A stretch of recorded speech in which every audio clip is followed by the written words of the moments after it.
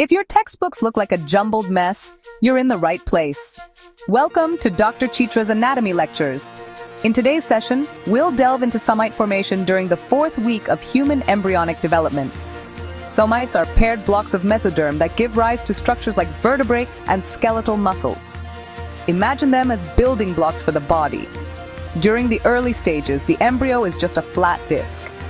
By the 3rd week, the mesoderm differentiates into 3 parts: paraxial, intermediate, and lateral plate mesoderm.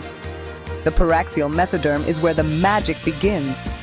It segments into somites in a cranial to caudal sequence, forming a sort of body clock. Each somite then differentiates into the sclerotome, myotome, and dermatome.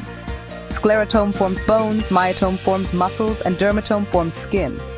It's like nature's blueprint for our musculoskeletal system. Stay tuned for more insights in our next lecture.